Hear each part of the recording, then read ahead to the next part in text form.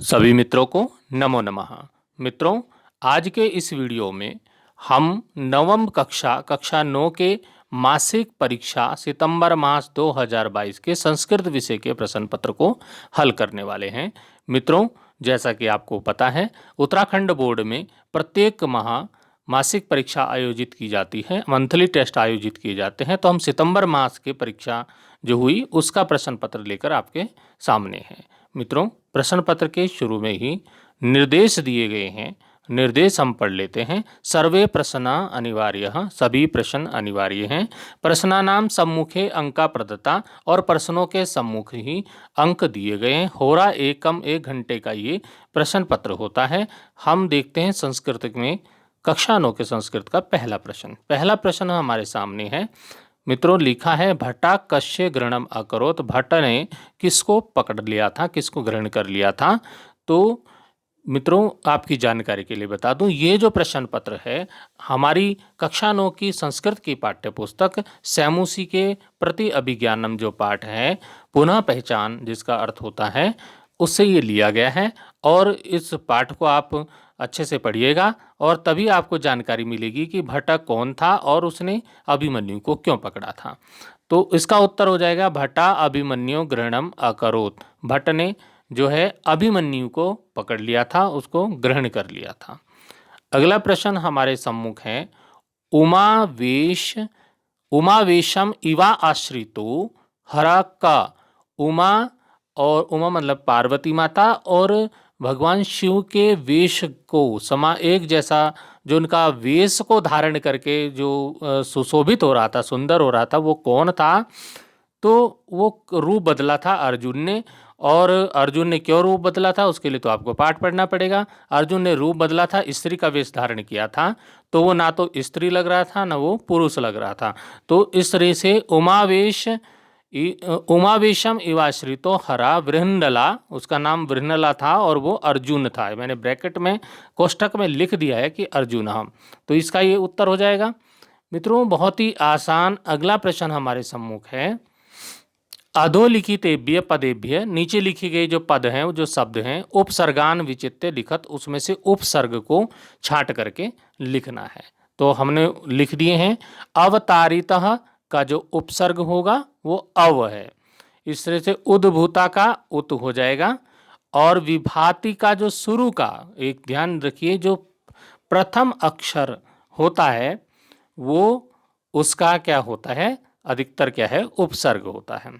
तो विभाति का जो उपसर्ग है वो वी हो जाएगा। परिरक्षिता का हो जाएगा परि।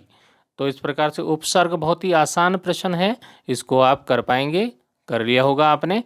उसके बाद कोष्ठक पदत पदेशु, जो कोष्ठक में पद दिए गए हैं, कोष्ठक दत्त पदेशु मतलब कोष्ठक में दिए गए पदों में, कोष्ठक में पद कौन से दिए हैं ये आप देखिए, यहाँ कोष्ठक में पद दिए गए हैं।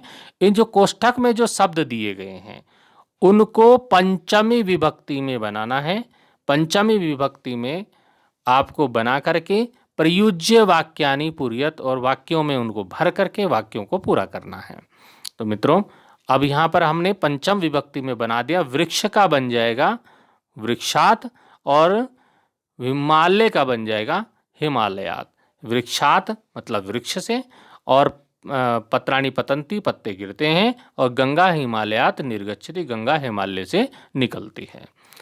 प्रश्न संख्या 5, एक अनुच्छेद दिया गया है। मित्रों, अनुच्छेद क्या है? दिया गया है कि अधोलिखितान अनुच्छेदान पठित्वा, नीचे लिखी गए जो अनुच्छेद है उसको पढ़ करके अनुच्छेदाधारितान, अवधारित, अब आधारितान मतलब उनके ऊपर, अनुच्छेद पर आधारित प्रश्नानाम उत्तराणी लिखत, उत्तरों को लिखना है। अब हमारे पास अनुच्छेद, एक छोटा सा अनुच्छेद है। मुखे रोटी का खंडम गृहीत्वा, मुंह में रोटी के टुकड़े को लेकर के, एक काकः वृक्षे उपविष्टः आसीत, एक कौवा वृक्ष के ऊपर बैठा था। एका श्रृंगालः तम दृष्टवा दृष्टवा अवदत, एक गीदड़ उधर से निकला और उसने उसको देख करके बोला। भो मित्र, हे मित्र, खगेशु भवान एव सुंदरः, पक्षियों में आप ही सुंदर हैं। चतुरः, चतुर हैं। मधुरः, मधुर, मीठे बोलने वाले हैं। मधुर गायकः, मधुर गायक हैं। च और पक्षियों में आप ही एक सुंदर, बहुत ही सुंदर, चतुर और मधुर, मीठा गाने वाले हैं। अब ये तारीफ कर रहा था गिदड़, उसकी क्यों कर रहा था कि उस उधर से वो कौवा बोले और उसके मुंह से रोटी नीचे गिरी और मैं खा जाऊं। तो अब यहाँ पर आप देखिए, इसमें कुछ प्रश्न हैं। तो प्रश्न है, पहला प्रश्न हमारे पास है, काकस्य मुखे का आसीत, कौवे के मुंह में क्या था। तो मित्रों हमने उत्तर दे दिया है, काकस्य मुखे रोटी का खंडम आसीत, कौवे के मुंह में रोटी का टुकड़ा था। प्रश्न है, काकः कुत्र उपविष्ट आसीत, कौवा कहाँ बैठा था। तो काकः वृक्षे उपविष्ट आसीत, वृक्ष पर बैठा था। प्रश्न है कि जो गृहीत्वा जो शब्द आया है इसमें कौन सा प्रत्यय होगा। तो ये हमने यहाँ पे लिख दिया, कत्वा प्रत्यय होगा। प्रश्न है, खगेशु भवान एव सुंदरः, पक्षियों में आप ही सुंदर हैं। यहाँ पे जो भवान शब्द आया है, इस शब्द में क कौन है, कह किसके लिए ये कहा है, आप बहुत सुंदर है, किसके लिए कहा गया है। तो आपको पता चल गया होगा किसके लिए कहा गया है, कौवे के लिए कहा गया है। तो इसका उत्तर हो जाएगा का कहा। तो मित्रों हमारा जो YouTube चैनल है संजीव कुमार कोहली, उसको आप सब्सक्राइब कीजिएगा और आपको वीडियो अच्छा लगे तो लाइक कीजिएगा, कमेंट कीजिएगा और दोस्तों में भी शेयर कीजिएगा, ताकि सभी मित्रों तक ये जो भी हम संस्कृत, हिंदी संस्कृत के मैं वीडियो बनाता हूँ वो सभी मित्रों तक पहुँचे और सभी विद्यार्थी, हमारा जो भी है, हमारे सभी विद्यार्थी इसका लाभ उठा सकें। मित्रों फिर मिलेंगे अगले वीडियो में। अगले वीडियो में हम अगले प्रश्न पत्र का अध्ययन करेंगे। धन्यवाद।